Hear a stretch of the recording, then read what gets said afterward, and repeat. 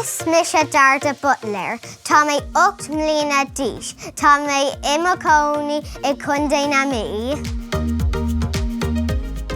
Is éaláín an cobh aimsire is fearlam. Is breá a bheith ag tarrant, ag dhaoine, ag paintal agus ag déanamh origami. Is breá rudaí a chur le chéile nús éadaí breácha.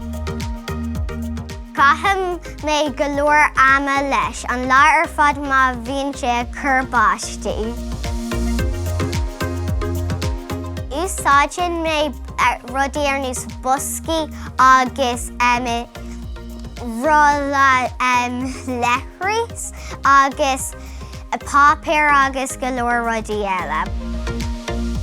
Uaireanta faoim na smaointí ó artub, comála sin is maithlam a bheith ag léi, faoim smaointí ó na leabhar.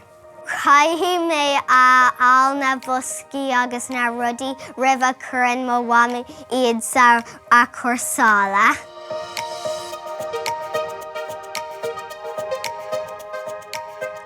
Is breá a bheith paintal rudaí nús dinosaur agus na adventures agus uaireanta mo cuid crafts.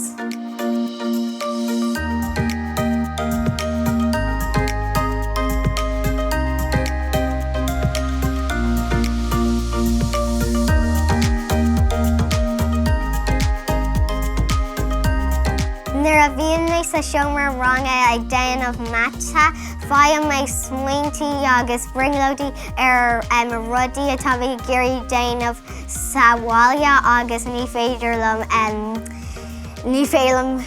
smaoineamh an obair. Agus sin de Spinosaurus. Níl costas be mo smaointe. A caitheann mo bhaim go leor airgid faipéir agus féint.